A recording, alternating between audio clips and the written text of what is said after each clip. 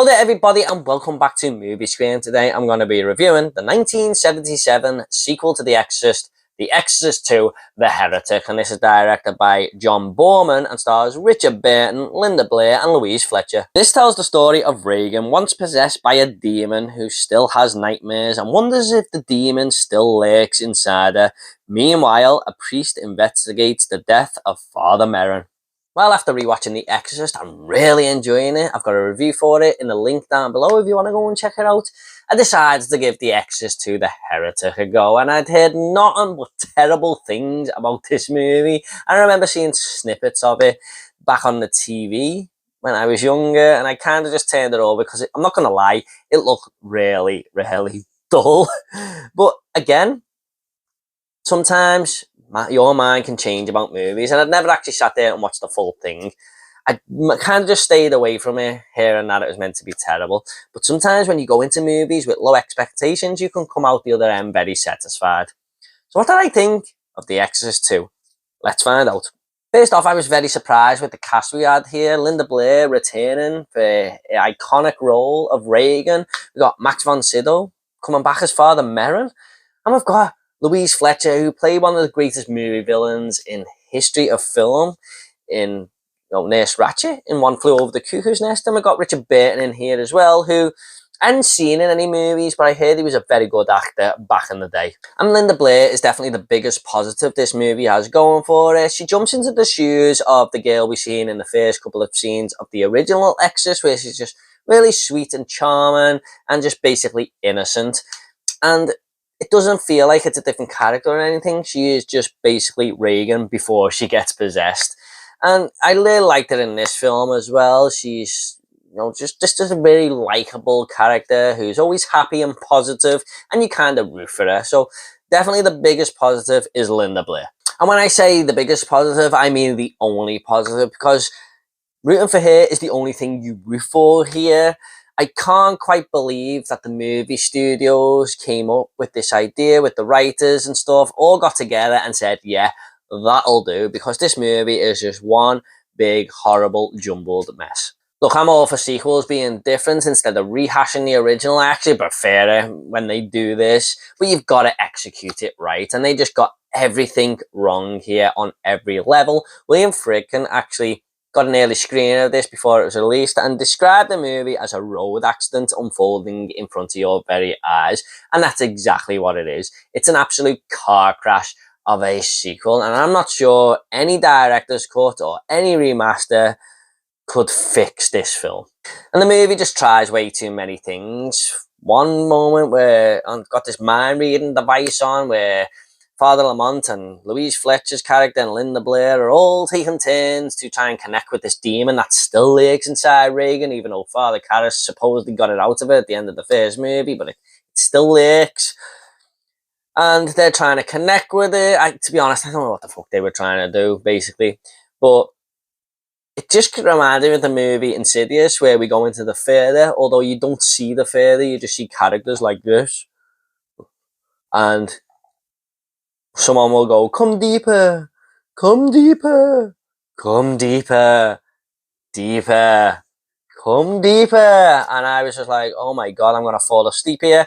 If I'm having trouble sleeping tonight, I'm going to find this scene on YouTube and I'll surely be asleep within minutes. In these sections, we have one or two moments where the demon will flash on the screen. And my God, the makeup design is dreadful. 4 years later and it looks worse, but the voice is even more terrible. I mean, I was laughable how bad this demon's voice was. There was just no effort whatsoever. It's just absolutely horrible to listen to, and honestly I think a bit of blood came out my ear at one point. Unfortunately, Louise Fletcher has absolutely nothing to do in this movie. She is so poorly written. She's just so bland and such a boring character. There's just nothing for her to do. She just can't find her feet in the movie. And that is a disservice to such a great actress. But she just brings nothing to this movie. However, bigger problem was Father Lamont. Look, I haven't seen Richard Burton in anything, like I mentioned at the start of the movie, but he cannot be any worse than he was in this film.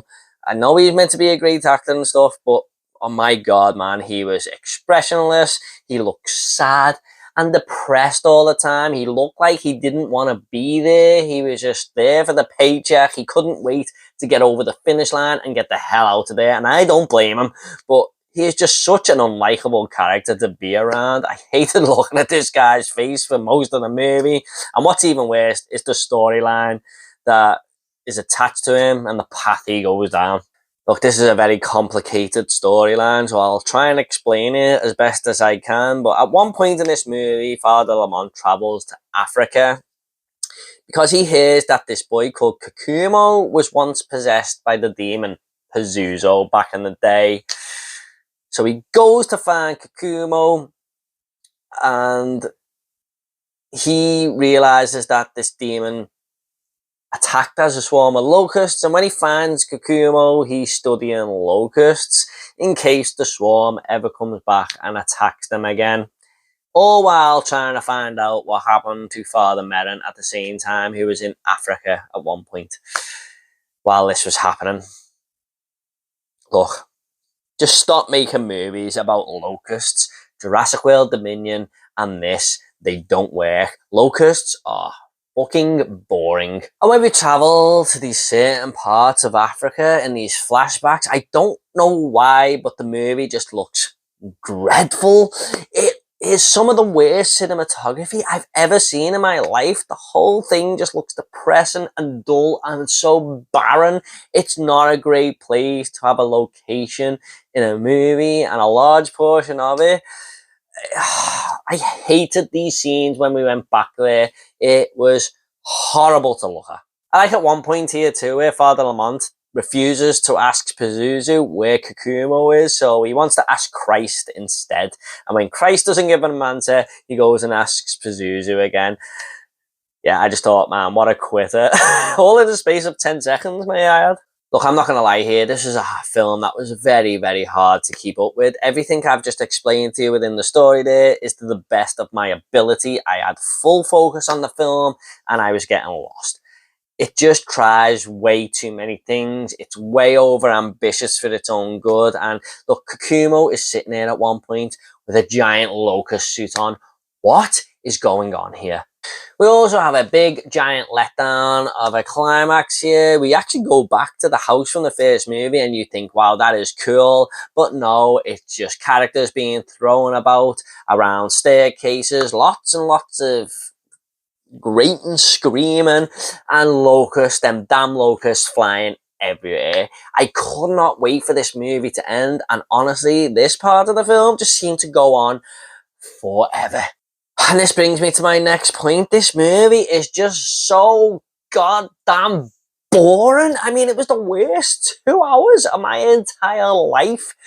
It just moved at a snail's pace. This movie is so goddamn depressing.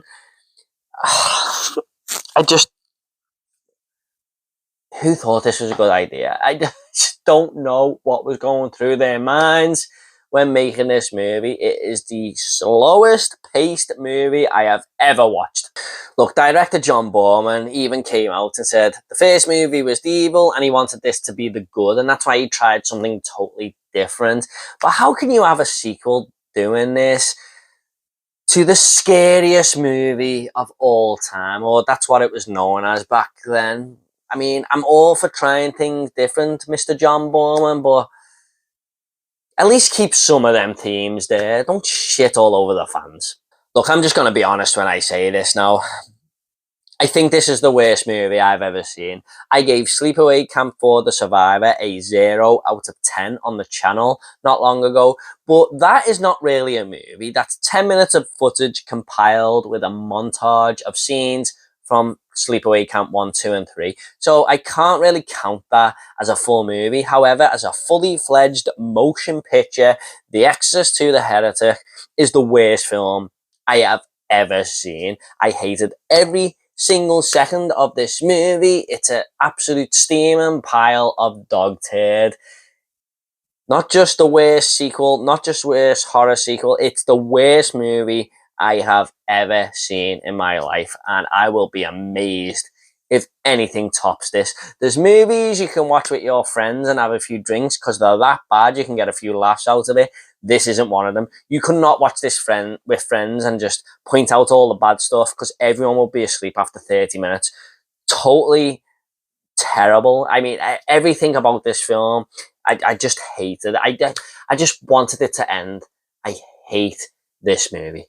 I'm just going to go ahead and rate this movie now. I'm going to give The Exorcist 2 The Heretic a 0.5 out of 10. And the 0.5 is for Linda Blair. That's it. That is the only good thing I can see about this movie. I don't think you can give a movie a 0 out of 10, really. I mean, like I said, I know I give Sleepaway Camp 4 it, but that's not really a movie. That's just shitting all over the fans.